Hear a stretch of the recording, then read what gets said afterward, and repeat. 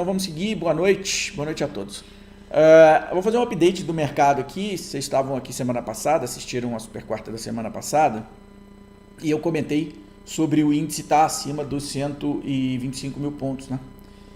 Ou seja, a gente estava ali com o mercado trabalhando acima dos 125 e eu falei uma coisa interessante, né? Eu falei o seguinte, olha, pelo risco sistêmico, nós vamos para baixo. Pelo meu feeling, nós vamos para cima. O meu feeling estava errado, né?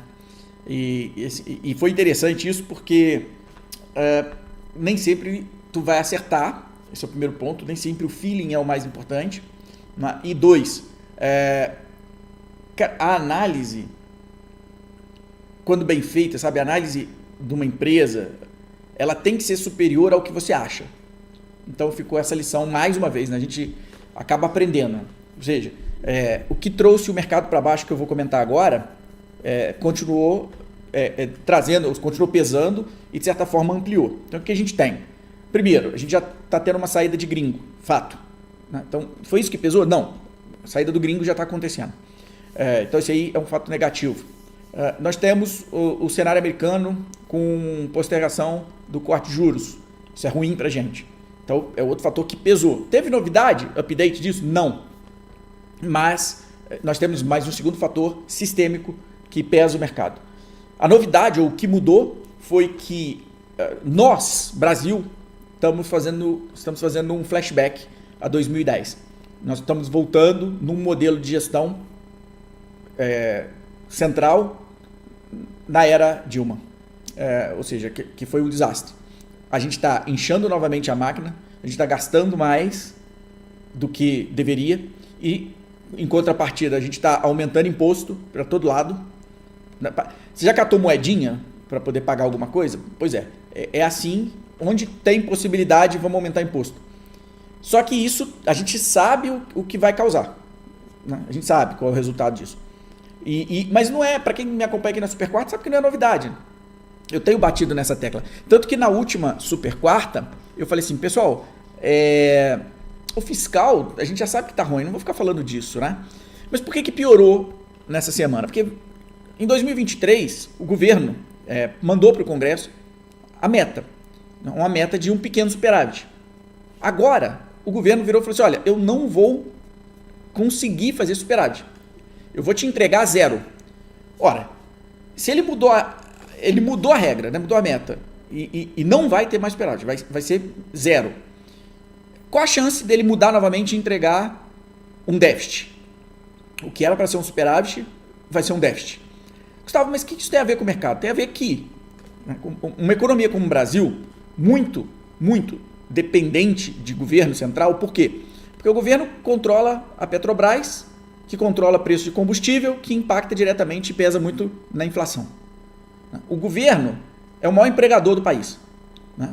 O governo emite, em última instância, a moeda. Quando você tem um governo expansionista, ou seja, jogando dinheiro no mercado, você tem uma pressão inflacionária. Qual o resultado? Dólar para cima, risco Brasil dispara, o DI dispara. Só para vocês terem uma ideia, o DI, que é basicamente a negociação de juros no mercado futuro, saiu aqui em março desse ano, vou pegar um DI lá, 2031, que é o vencimento, saiu ali de 10,8 e foi bater quase 12. Quase 12. Então, são 2 pontos que é muita coisa no DI. Muito. O dólar saiu ali acomodado em março em 4,98 para 5,30. Também é muita coisa para o dólar. Hoje deu uma queda. O que é muita coisa para o dólar, tá? O que é isso? É o mercado reprecificando a questão fiscal no Brasil, que houve uma piora significativa por conta de você sair, né, de um superávit para um déficit zero. E aí vão vir desculpas mil, isso aí a gente sabe que vai acontecer, né? Sempre vão ter desculpas para mostrar a ineficiência com o trato do dinheiro público. Por quê? Porque, em última instância, quando você olha, quem aloca capital melhor? Aquele empresário que está ali no dia a dia do negócio ou o Estado? Se você acha que é o Estado, a gente deveria ter educação, saúde, saneamento muito melhor. Não tem. Transporte, não tem. Em compensação, você tem 4G, 5G, excelentes celulares. você viaja de avião, né? Você, enfim, tem diversos serviços prestados pela iniciativa privada muito melhores do que os prestados pela iniciativa pública. Então, assim, a alocação de capital pela iniciativa privada é incontestavelmente melhor, ok? Melhor do que público. E quando você tem, então, essa concentração do recurso na mão e expansão desse capital por parte do governo central, você tem uma economia pior. E o mercado precisa reprecificar isso, porque isso vai bater na inflação, isso vai bater no dólar, bate no risco. Então, o investidor ele exige mais taxa para financiar uma dívida pública. Por isso que a curva de juros dispara. É por isso que você vai ver o risco país subindo. Por quê? Porque, peraí, tá bom, você vai fazer isso daí, você vai expandir, tá bom, vai expandir capital, beleza, mas como eu sei que você aloca mal dinheiro, como eu sei que é mais complexo o retorno, né, então me dá mais taxa. Enfim, o Brasil sempre teve essa característica assim, de expansão, tá? É claro que nos governos do PT, Dilma e agora, por incrível que pareça, os 2 primeiros mandatos do Lula foram tranquilos. Né? Tranquilos. O problema começou com a Dilma. Né? E esse terceiro mandato do Lula está repetindo aquela cartilha que, né, afundou. Bom, e aí o mercado começou a refletir isso. Eu me lembro até que eu comentei, falei, olha, eu acho que eu comentei isso na super quarta passada. Eu acho que a gente deveria ter caído para fazer um ajuste em relação ao risco que subiu. Mas nós não caímos. Beleza. Eu estava atribuindo isso ao fato da gente já estar barato. E continua barato. Ficou mais barato, porque caiu mais. Então eu estava atribuindo esse fato. Agora a gente caiu e aqueles objetivos que eu comentei aqui ficaram mais factíveis. Né? A gente tem ali 122, que é logo ali agora, né? Acho que dependendo, em 2 pregões está lá, se continuar essa queda. E o 120 também está logo ali. Só que dentro do curto prazo, dentro da análise técnica, olhando para o curto prazo, existe um fator interessante que é o tal do repique. Né? Nenhum mercado faz um movimento direcional único, reto, aonde você quer ou onde você espera. Tanto que sempre que tem uma ação que sobe, aí sempre tem um aluno lá do FII que fala assim, por que a ação está caindo? Eu respondo, porque é renda variável. Pô. Se fosse renda fixa, pós-fixada, só subia, mas é renda variável. Nenhum investimento em renda variável vai fazer sobe. Não, ele sobe, depois ele cai. E para baixo é a mesma coisa. Então, a gente já vem em terceira semana de queda, sendo que essa semana a gente acelerou a queda. O pregão de ontem foi forte, o de hoje foi uma briga. O de hoje chegou a subir, chegou a cair e fechou meio que estável, o que presumivelmente a gente vai ter um repique. Para mim, na minha concepção, deve ter um repique aí até o final da semana. Assim eu espero. Bom, isso é sinal de que, então vou comprar. Não, eu particularmente ainda não aloco. Ou se for alocar, eu aloco muito pouquinho, tá? Eu brinco, né? Só para acalmar o meu coração comprador. A gente não tem um cenário interno bom, a gente tem um cenário interno ruim e o mercado precisa precificar isso. Significa que o Brasil vai quebrar? Não, não significa isso. Por quê? Porque essa expansão ela precisa terminar em alguma medida.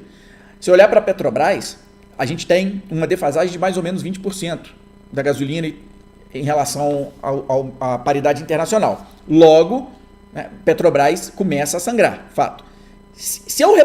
Aí o presidente da Petrobras ontem, não, por enquanto não precisa haver aumento. Tá, mas a defasagem existe, o dólar subindo pressiona mais ainda a Petro. Então o pessoal, a Petro, o dólar subindo é bom. Não, não é. Por quê? Porque a alta do dólar pressiona mais ainda, você já tem a defasagem, mais o dólar para cima. Então, em alguma medida, se a Petrobras colocar na conta um ajuste no preço dos derivados, nós temos um IPCA ainda mais pressionado, o que já vai começar a gerar um ajuste na Selic terminal. O que era para ser perto de 9, daqui a pouco já vão ter ajustes para 10. Então o mercado vai se ajustando. O que a gente está vendo então acontecer essa semana é um ajuste. Quem sofre mais? Segunda linha, small cap. Sofre muito mais. Por quê? Explicação técnica, em função de um valuation alongado, você tem o valor desses negócios muito lá na frente. Empresas endividadas vão sofrer mais, então elas vão apanhar mais, também por uma questão contábil, fiscal. Então assim, esse cenário interno não é bom. Qual seria o ideal, Gustavo? O ideal seria você voltar ao ajuste que estava sendo feito. Por quê? Porque tivemos 2020, a crise, com problema lá de saúde, e houve um aumento brutal no gasto público, ok? Por diversos fatores necessários naquele momento. Em seguida, o que se viu foi um ajuste para as contas públicas irem para a média, voltarem a cair. Isso estava acontecendo. E aí, era importante sinalização para o mercado de que essa retomada continuaria. Isso seria interessante. Então, se você pega esse cenário de que o mundo está sofrendo com juros altos, né, o Brasil já está numa retomada de crescimento, ajuste fiscal e juro para baixo, isso impulsionaria o país. Seria interessante nesse momento. Por quê? Porque manter a Selic no patamar que está, absurdo, muito alto, você vai na veia de produtividade. Então, se o ajuste fiscal não acontece, pelo contrário, há uma expansão fiscal. E aí você tem uma dificuldade de queda da Selic, porque já era para estar mais baixo, mas não está. Você tem a dificuldade de queda da Selic. Né? Tanto que esse governo queria já pressionar o presidente do Banco Central para baixar o juro na marra, na canetada. Ou seja, bem estilo Dilma e Manteiga mesmo. Vamos baixar esse negócio na canetada. Tudo bem, eu não concordo. Eu acho que poderia estar mais baixo a Selic. Mas a pressão é tão grande porque sabe que o fiscal, eu não vou te ajudar não, mas baixa esse negócio aí. Por quê? Porque eu não vou fazer ajuste fiscal não. Abaixa você o juro. Porque a gente precisa crescer. O Brasil precisa gerar emprego.